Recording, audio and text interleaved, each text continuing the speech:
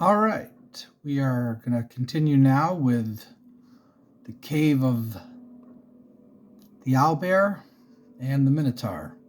I'm forgetting the cave numbers. We'll bring up the caves here. The Owlbear Cave is Cave G, and the Minotaur Cave is I, so I figured I would do those two together. And then we'll do the gnolls, bugbears, and finally the temple, and finish up this, this wonderful, fun module.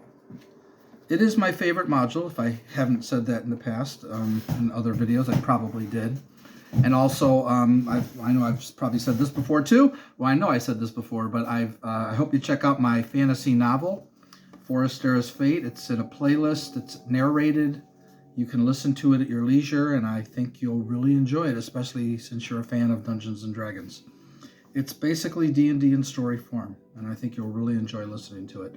And I'd love to hear from you in the comments, as well as on this video too. So let's, well, basically, just looking at these caves, what we've got here, these are the two most dangerous caves in the valley, by far. The difference is, there's only one owlbear, there's only one minotaur. If a first level party of, let's say, 6 to 8 adventurers went up against one owlbear, they would probably beat it in battle. But how many would die?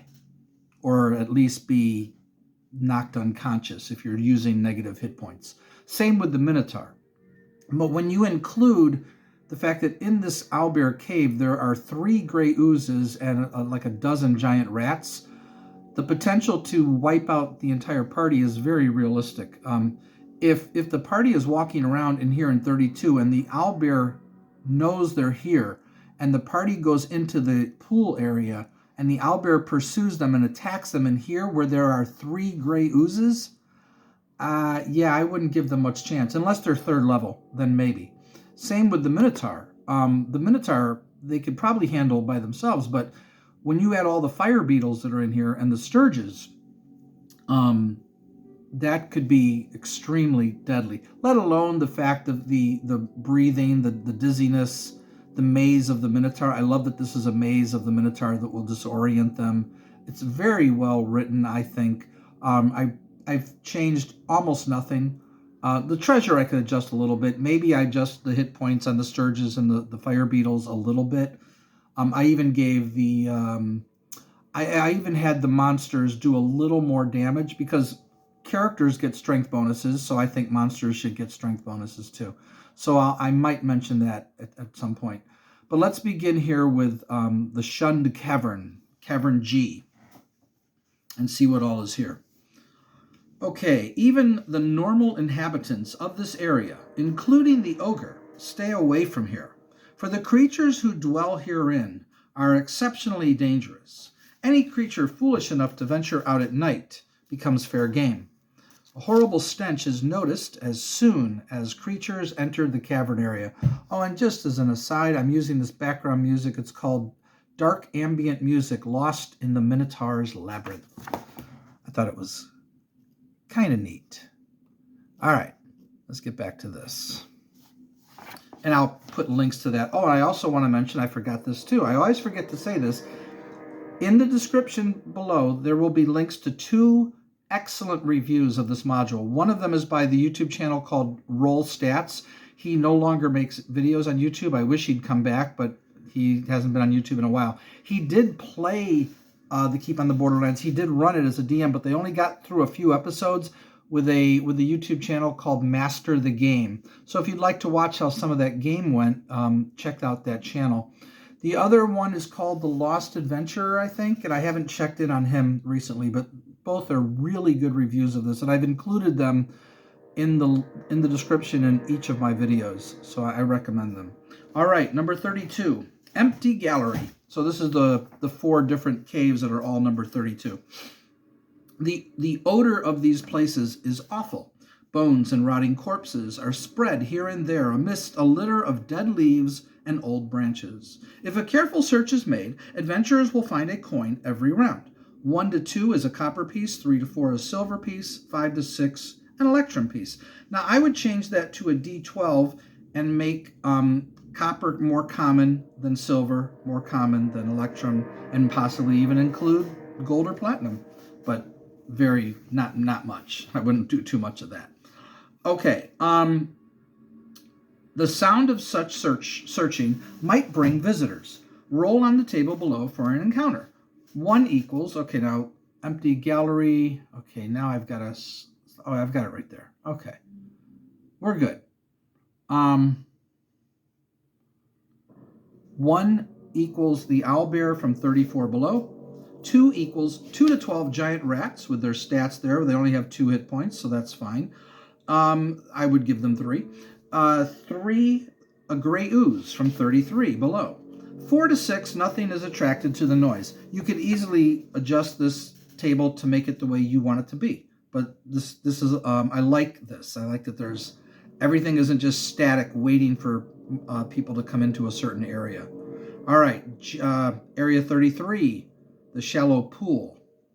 This portion of the cavern is very wet, and all of the walls and the floor have a sheen from the dampness. There is a large pool of shallow water, as shown, and a few white blind fish are swimming therein. There is a jewel-encrusted goblet worth 1,300 gold pieces in the water. Now that's a lot of money.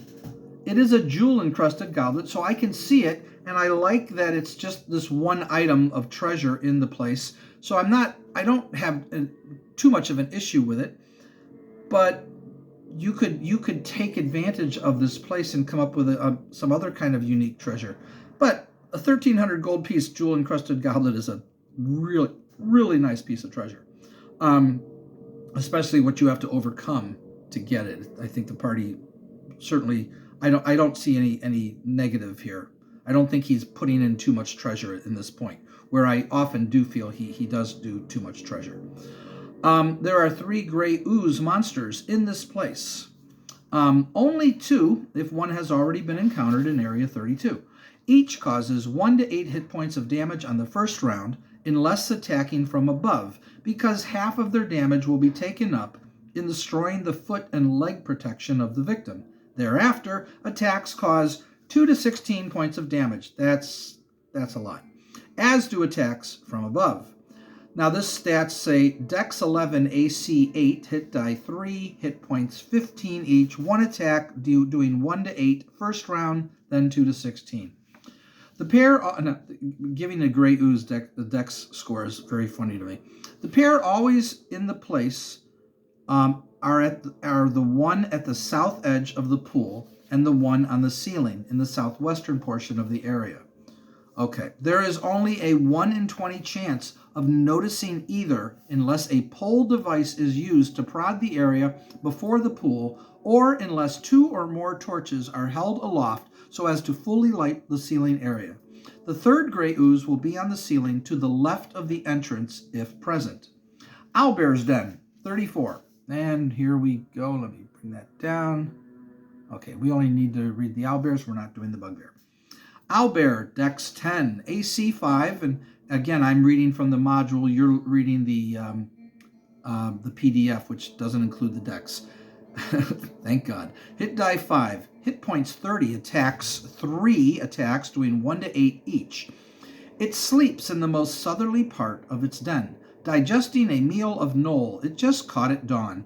If aroused, the beast will roar and rush out. Now, I like that it's killed one of the gnolls, so clearly this monster is a very dangerous monster. It's dangerous for the monsters who live in the caves.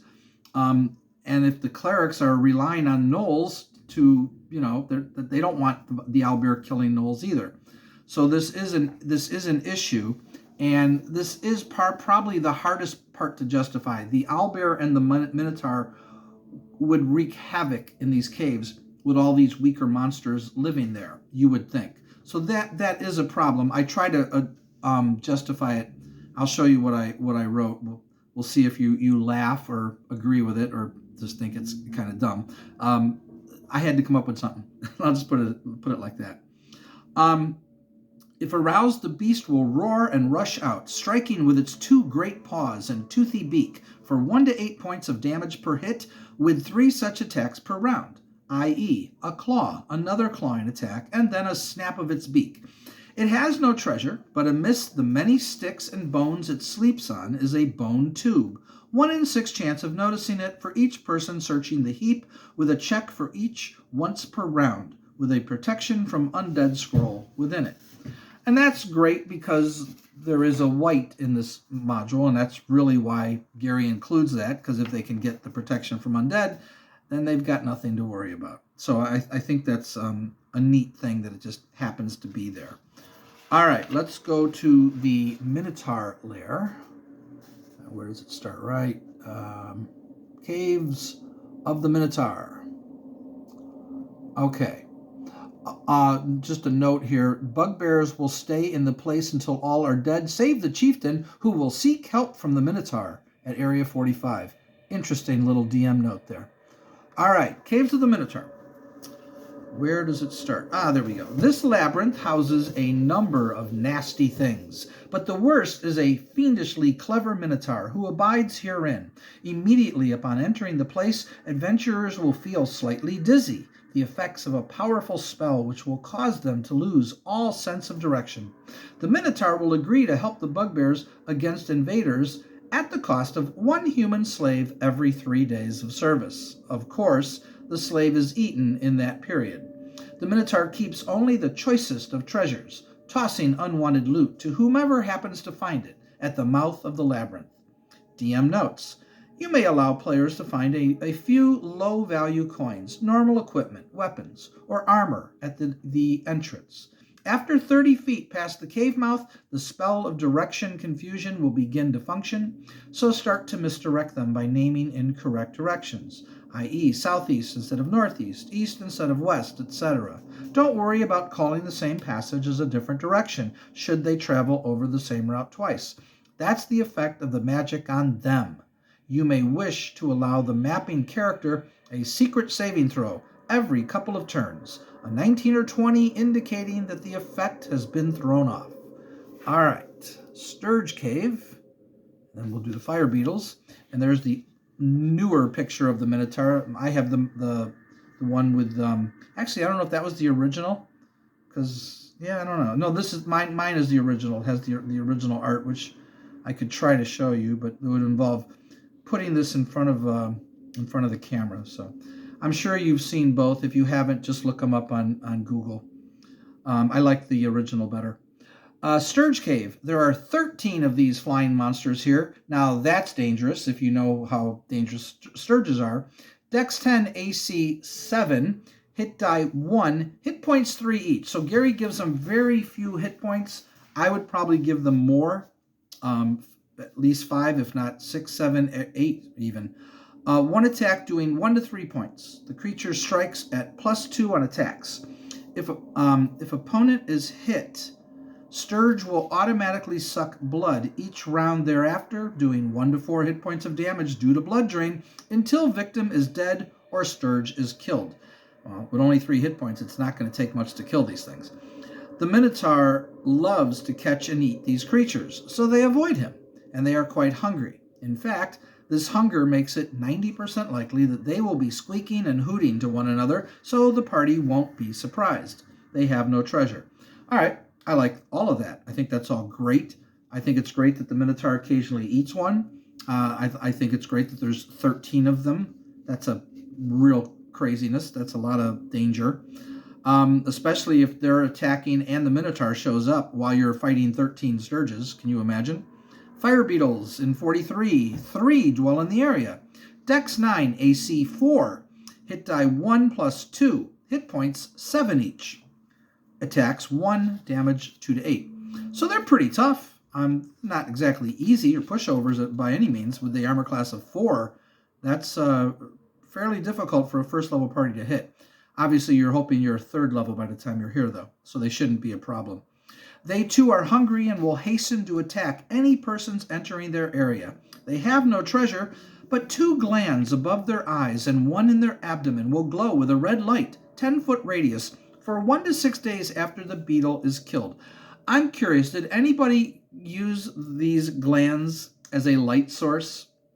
I can't imagine doing it, but I mean, if you've run out of torches and you need a light source, seems like it would do the trick. And then you've got two more in Area 44. So that's a total of 5. If you want to make this place tougher, you can go to up to 20 sturges or even more. You can increase the fire beetles. You can double the number. You could say there's a whole bunch of them, and as the party continues to go through, these things just keep attacking from different places. You don't have to leave it at 5. But that's I like that you have the options here. And fire beetles in the Minotaur Cave is a neat effect. While they're trying to map, and they can't. They've lost all sense of direction. And then they're being attacked by sturges and fire beetles. I think it's a pretty cool thing. All right, 45, the Minotaur. This huge monster has AC 4 due to a great chainmail coat he wears, so the same as the fire beetles, and carries a +1 magic spear. When he attacks, he rushes and stabs with it for 2 to 7 points of damage, followed by a butt at the same opponent. Shouldn't he get a strength bonus? I'm just asking. 1 to 6 points of damage for each horn that hits, and then a fierce bite for 1 to 6 points at the same person, or another within 5 feet of him. Dex 12, AC 6, hit die 6, thought I heard something. Hit points 35, a number of attacks 4, okay, 2 to 7, 1 to 6, 1 to 6, 1 to 6. When not charging, does it say? Yeah, it says different on your thing here. I'm just trying to make sure I'm got this in the right spot. Okay. That's what my thing says. When not charging, the Minotaur may only use his spear and bite or horn and bite. So he only gets all 4 when he's charging. When intruders enter the area, the Minotaur immediately moves to attack. He knows this area so well that the only way for victims to escape is to go through the secret door into Area 36, or else to run out of the place and climb a large tree. Climb a large tree? I think a Minotaur could climb a tree, but okay. The cave the Minotaur dwells in has skulls and bones arrayed in decorative patterns. The secret door is actually a slab of stone, which takes not less than 3 humans to move. It will be noticed by careful checking of the walls, but how it is moved requires a roll of a 1 on a 6-sided die to indicate the searcher has found where it can be grasped. All of the Minotaur's treasure is behind the slab of rock. I think this is a great treasure find because, for one, he's put it behind a secret door, which means the party could miss it, and 2, getting it open might be a problem. Did any of you guys go through this and not get the treasure because you couldn't open it? Did that happen to anyone? We got it. I got it running a DM. The party got it, and when we went through it, we got the treasure. And this is a lot of treasure. It hides 1 locked chest with poison needle in lock. Contents 930 gold and 310 electrum pieces. 1 staff of healing. That's a tremendous treasure item to find. You all know how tough it is to heal in 1st edition AD&D, which is the way it's supposed to be, as far as I'm concerned. 1 suit of man-sized, optionally elf-sized, +1 magic plate armor. That's a great treasure item. 1 locked coffer. Contents 3 potion bottles. Gaseous form. Delusionary healing. Oh, I need to bring this up. There we go. Sorry. Delusionary healing. I've never heard of that potion. And giant strength. 1 locked chest. Contents 3 pieces of jewelry worth 1,600, 900, and 600 gold pieces respectively. Okay, that's a lot of treasure. I'm fine with it. Oh, he doesn't say delusionary healing in the PDF. Isn't that interesting? Gaseous form, healing, and growth. I like delusionary healing. I think that's kind of neat. All right, so I've made just a couple changes to it. I'll show you what I did. Let me turn that off and let me go over here. I think this is just a great thing. Well, let me talk a little bit. Actually, no, I will read what I'll read to you what I wrote here. You can read along with me, and we'll see what you all think. Do you think I'm silly, or do you like my idea here? And I don't mind if you think it's not very good. Anyway, here's what I said. My cats are meowing now. The gray oozes and rats have been here, this is the owlbear's den, for a long time before the clerics brought the owlbear here. This is the story that I'm going with. Because you could argue, why in the world would they bring an owlbear here? Obviously, they'd have to catch it and trap it and do all things like that. Okay, my cat was being an absolute menace. We'll see if he continues or not. I decided that the only thing that was here were the two natural caves. The Minotaur was here, the gray oozes and the giant rats were here, the fire beetles and all that. But everything else was made later by the clerics. And they brought the owlbear, and this is my reasoning here. The owlbear, because the owlbear would just is such a problem. But I know maybe I'm making even less sense by having them bring him here. The owlbear loves his home here, for he fears no one, other than possibly the Minotaur, and he will kill anything he catches when hunting at night. So the clerics made sure everyone understood to steer clear at night until the owlbear leaves the ravine when he goes hunting each night. Sorry, I didn't read that right. To steer clear at night until the owlbear leaves the ravine when he goes hunting each night, which he always does. He thinks the oozes are here to protect him, and that the rats are his pets, but the clerics now question if they made a mistake in bringing him here. They're afraid he might start eating creatures here, let alone them, but at least now there's one monster here who poses an actual threat to the Minotaur, which is the real reason he's here. It's their desperate attempt to try to keep the Minotaur from killing everyone. They think it worked. They're wrong. See the Minotaur's cave below. I don't know if I go into that on here. I'm not sure why I said that, but if I did, I'll point it out. Every creature here who goes out at night always scans the ravine very carefully first to make sure the owlbear is nowhere to be found, lest they become his next meal. And then with the shallow pool, I just said this combat strategy. If the party is unaware of the gray oozes here, they wait until the party tries to get the goblet in the water, then they attack. The ones on the ceiling will drop down, surprise on an unsuspecting victim. Metal armor will be destroyed after 2 hits. Weapons will be destroyed after hitting it 2 times, but damaged with each hit. They strike like snakes when attacking. These are my notes, basically. The owlbear's den, he is not here at night. He's out hunting. The cave is empty. The owlbear sleeps during the day, hunts at night, and is awake in the afternoon hours in its cave. So that's my owlbear den. But that is the hardest thing to justify, because I basically determined, well, he's not going to go into any of the caves because he just wants to go hunting at night. That's all he wants to do. He's not going to enter the Minotaur cave or any other caves. He just goes out into the forest and hunts, and then he comes back to his cave and stays there. Who knows? So I named the owlbear Isabel, and I made the owlbear a female, and the Minotaur is named Tornek. Before the clerics had all the caves built, the only caves that were here were the Minotaur's natural caves and the natural caves that are now the owlbear's den. He has no problem with the other creatures being here, but he also has no problem eating them. But as long as they stay away from him, he leaves them alone. This is because the clerics used magic and tried to convince him to leave them alone. So he's kind of like compromised a little bit, basically, is my justification here.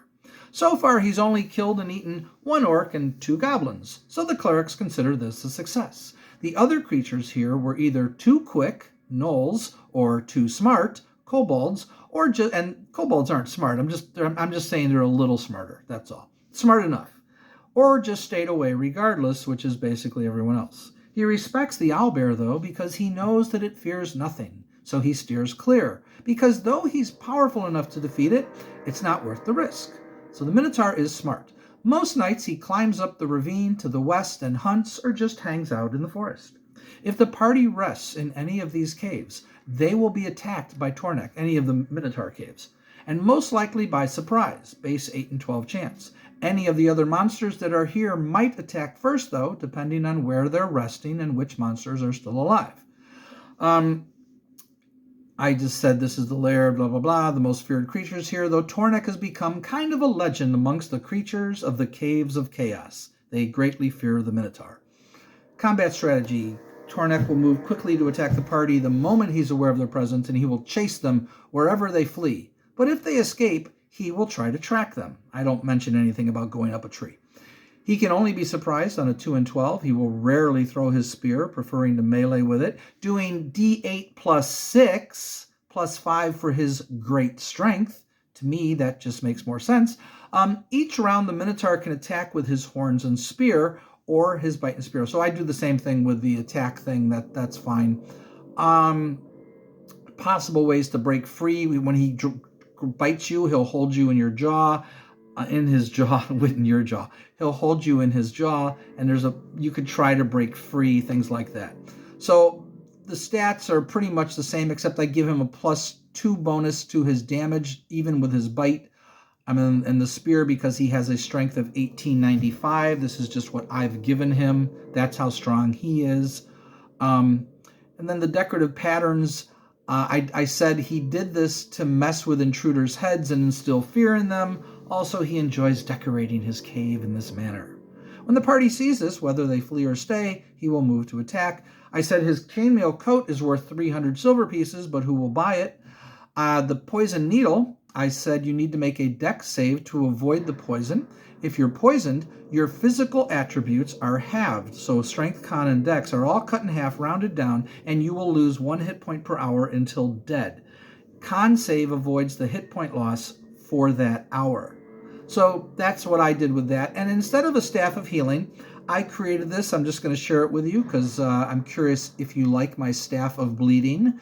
And if you like it, maybe you can feel free to use it. That's just something I made up. The staff gives no bonuses to hit, but when you hit an opponent who bleeds, you heal 1 point of damage, even poison damage, and the creature takes 1 point of damage, in addition to the d8 that the staff normally inflicts. If all damage from poison is healed in this manner, the poison is neutralized. This staff will not work against any undead. In fact, if you hit an undead with it, after doing damage, it heals the undead 1 point and drains you of 1 hit point. And this drain can only be healed magically. So that's my staff of bleeding, because the staff of healing, it's fine if you want your party to have a staff of healing, but that's going to negate a lot of healing issues for the party. You'll basically be playing 5e at that point if you want that. And it depends on the situation. That is the little bit that I did with the Owlbear Den and the Minotaur Den. I don't mean to bash 5e. I know 5e is a very popular game, and I would be more than happy to play with a group of people who play 5e. Wouldn't bother me a bit. I wouldn't bash the thing. I do have issues with it, but big deal. So what? Anyway, I hope you enjoyed listening to my narration. We'll do the Knoll Cave next. I think you'll like what I did with the Knoll Cave as well as the other caves. And we'll talk to you soon. I'm also reading the Chronicles of Amber if anyone's interested. I've got 1 chapter to go on book 1, and we will finish 9 Princes in Amber. Greatest fantasy book series I've ever read. And it's been like 30 years since I read it, so I'm rediscovering the Chronicles of Amber again for the first time. Just an amazing, fun book to read. So much fun to read. Corwin is like a god. It's unreal. Anyway, talk to you all later. Hope you enjoyed this. Bye-bye.